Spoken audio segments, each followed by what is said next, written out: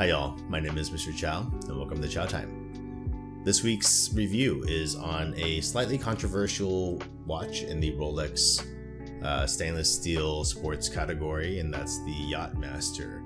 This watch is kind of a love it or hate it watch in the catalog, but I'm really interested in reviewing it.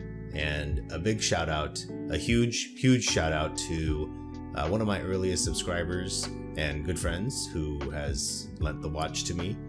Without this kind of support, I wouldn't be able to do reviews on watches that are kind of beyond my purchasing power. Before we go on though, I'd like to talk a little bit about the channel. In order for me to buy watches to review, I have to sell the watches that I buy. And one way that you can support the channel is by looking at the watches that I have for sale and potentially buying one. In order for me to buy watches, I have to sell the watches that I have previously bought to review. And in the description below is my Instagram page where you can find my watches for sale. If you are interested in any of them, it would be a great support to my channel if you can buy one, but it's okay if you can't. You can still just like and subscribe, and that would be a really great way to support the channel as well. The way I review watches is by comparing them objectively against a rubric in categories such as the case and bracelet, the dial and the movement, and then a more subjective rating of the brand's heritage and prestige. I then take the scores that I get and I apply a value multiplier. That gives me a total score and a value score. I then take all the watches that I've reviewed so far and I rank them with those scores. After the review, I give a completely subjective opinion on the watch that is based on my own personal feelings, maybe sentimental ties, or just how I perceive the watch. Kind of the way that I would look at a watch if I was going to buy it. The purpose of the watch, why it was made, and the general design philosophy. And this is a watch made for yacht racing. I don't know anything about yacht racing. I have never been on a yacht. I've never seen one of these events, but I know that the bezel is somehow related to the start of the event. So let's get into the review. We'll start with the function, feel, and visual appeal of the case and bracelet.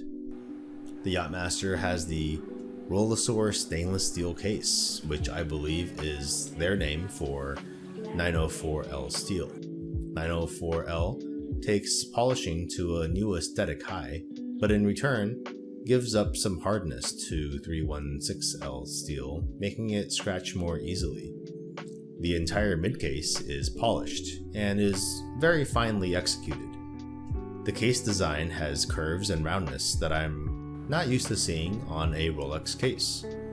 The platinum bezel is one piece instead of taking an insert.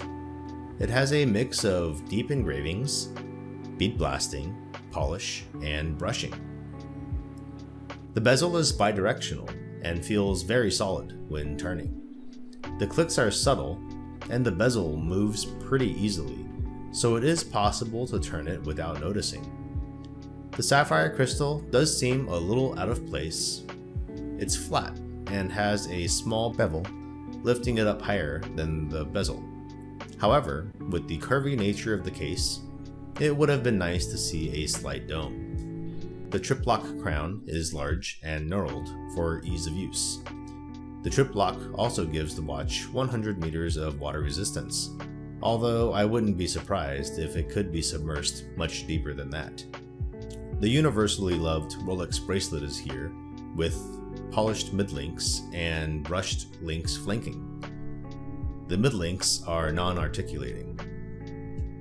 The clasp is the classic Rolex sports clasp, overbuilt and thick. It is signed with the Rolex crown and guards a spring-loaded retainer that is both secure and easy to open. There is a half link worth of quick adjustment, as well as a series of micro adjust indents inside of the clasp. 8.5 out of 10 for both form and function. Let's move on to the rhodium dial. The slate-colored dial is sunburst brushed. The texture is not deep enough to draw you in, but still provides a nice canvas with which to work. The overall legibility is good, but the contrast between the dial and markers is not extremely high.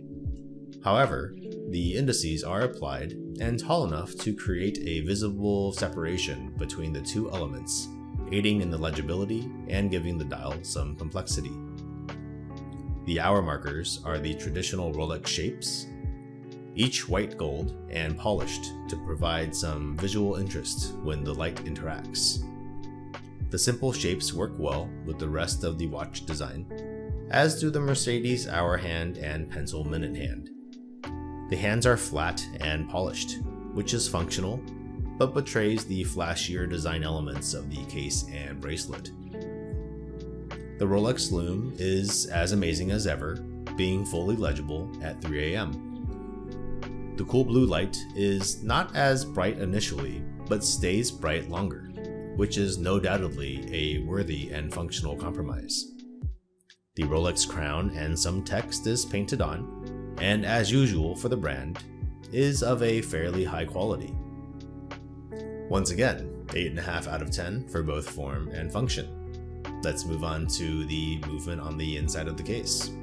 The watch has the Rolex 3135 movement, which was probably one of their most produced movements in its day. It was the heart of the Submariner, Sea Dweller, Yacht-Master of course, and Datejust. It beats at 28,800 beats per hour and has a 48-hour power reserve. It also has an array of technologies such as the microstella screws, a free-sprung balance wheel made from glycodur, a Breguet overcoil.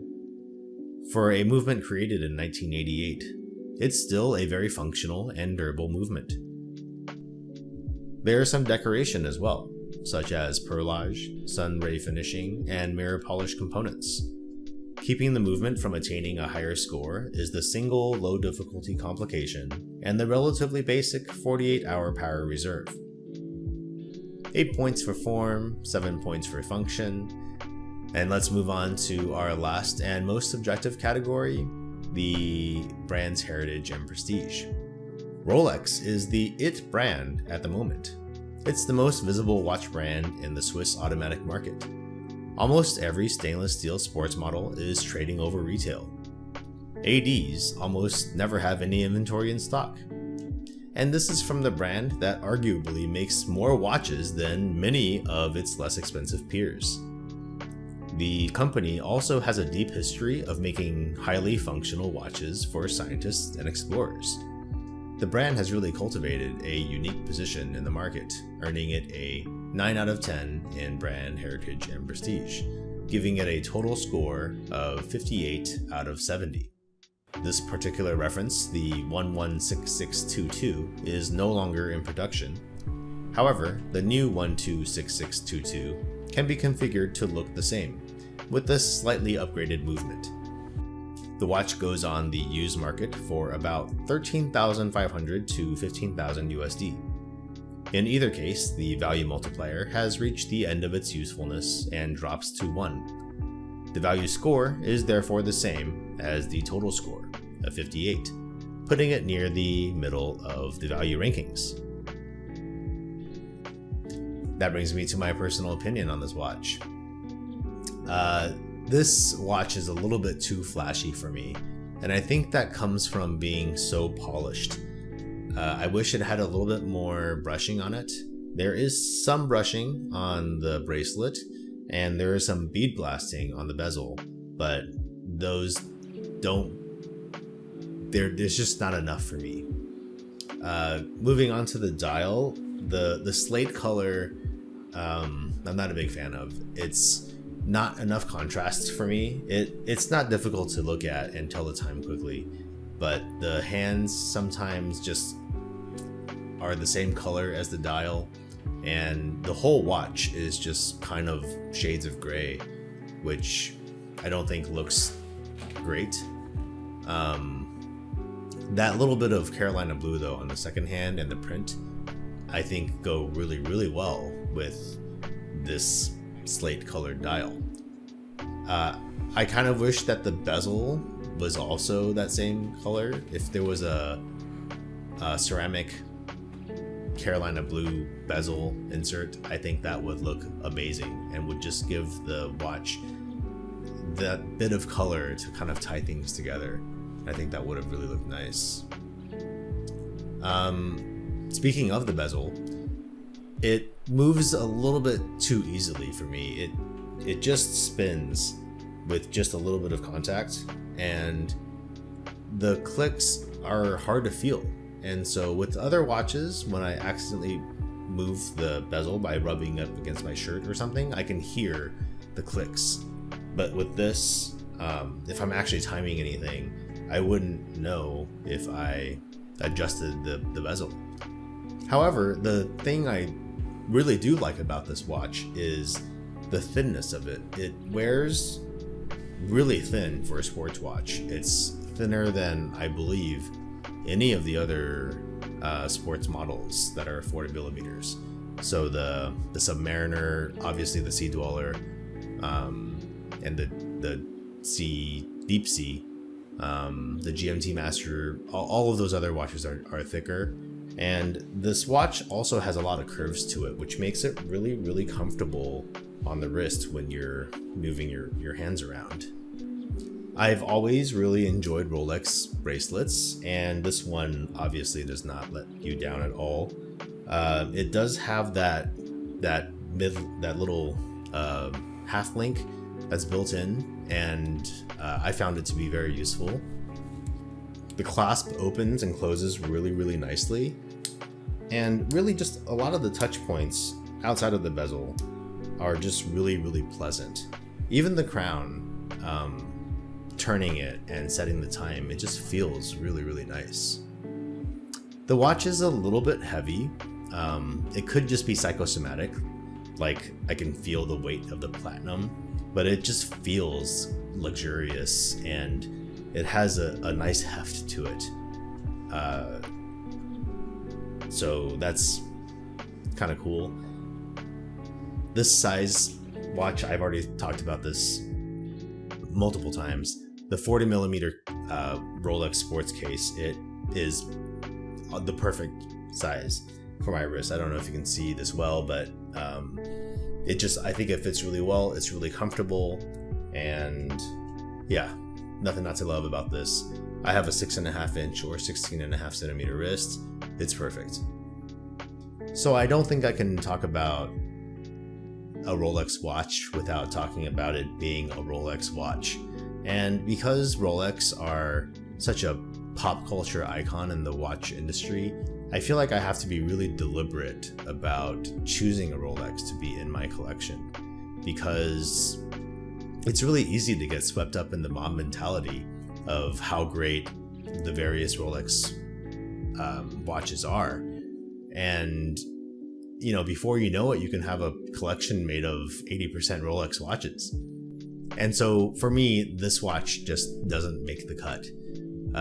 I've enjoyed wearing it. I think it's a nice watch, and actually it's one of those watches, the more I wear it, the more I enjoy it.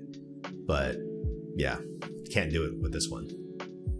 So, do you agree with the scoring? Is there anything about the rubric that you would like to see changed? Is there any content that you'd like to see me make? Please let me know in the comments below.